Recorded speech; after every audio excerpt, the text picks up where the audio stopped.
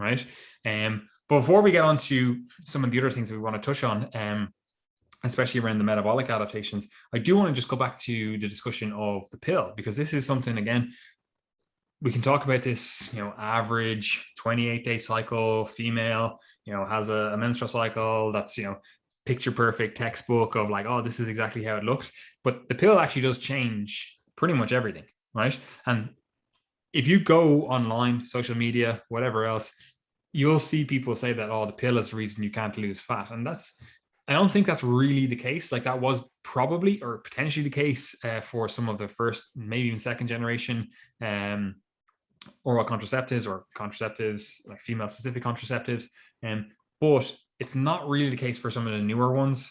However, for some individuals, and this again goes back to talking about estrogen and progesterone, a lot of the issues around either of those hormones has more to do with the ratio of those hormones, right? And if you're taking a synthetic estrogen, synthetic progesterone, the ratios of those might be not ideal for your physiology. And this is a little bit beyond the scope of this podcast, or beyond the scope of what like personal trainers or coaches should be talking about. But if you're having side effects from the contraceptive that you're on, and you're finding like, oh, I'm excessively gaining weight, and whether that's by virtue of it's just water weight, which is a side effect, or it's by virtue of the fact that your appetite now is completely dysregulated, you're not able to stick to a diet, you're not able to adhere to a diet, like whatever it is, if you are having those side effects, that's something you need to talk to with your doctor, right? That's not something to be like, oh, I wonder if there's some secret, nutrition hack or diet hack or training strategy or whatever. It's like, no, there are other options available. It's not just a case of like being on oral contraceptives are going to cause fat gain or going to inhibit fat loss. It's not really the case at all, but it might be the case that the oral contraceptive that you're on might not be effective for you, right? There's, again, could be to do with the ratio, could be to do with the exact form of estrogen or progesterone in that. It might not be the form, like obviously there's differences in terms of our genetics, in terms of, estrogen receptor density, in terms of the actual shape of the estrogen receptor or progesterone, all that kind of stuff. It's like, there are differences, and a certain type for you might not be ideal, but that's why we have multiple drugs. That's why we have multiple interventions.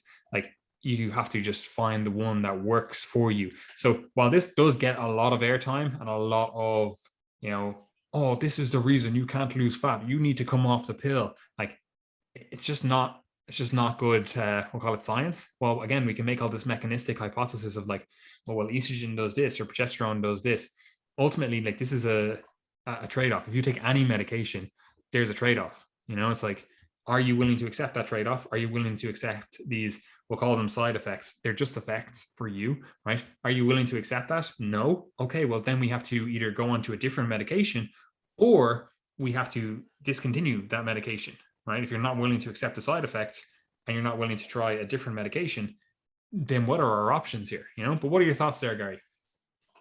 Yeah, absolutely. I mean, like, I think that there's a lot of kind of fear mongering around contraception and the pill, and I think it's often talked about as if it's just kind of a homogenous thing, like, there's just one pill, whereas very often, like, at least if you're working with a good doctor, they're gonna probably play around with either the dosage or the type of the pill or other contraceptive options if someone is having adverse effects. So, if you find that your appetite is way up, maybe they'll change to something else. So it can be a barrier, but I mean, honestly, I think on average, I don't think it's going to be something that's holding you back really from losing body fat, at least, as you say, the more modern pills. Some of the earlier variations certainly had some more adverse effects, but yeah, I mean, it is something that is an important thing for many women, that they want the contraception,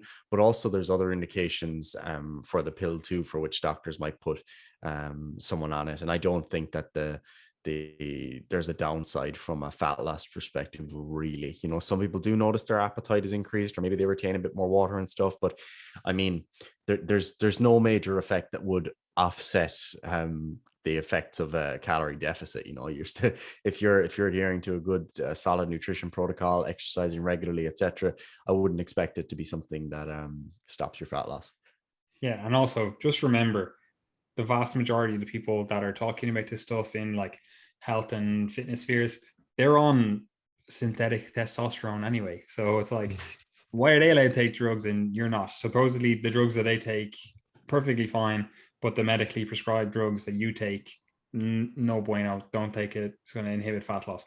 Like, it's just poor thinking. Now, obviously, testosterone and the progesterone and estrogen have different effects in the body. I'm not trying to say that they're the same thing, but it's just intriguing that you see these people willing to take a drug that was made in some lad's bathtub, and this drug that you were prescribed by a doctor is supposedly the bad one.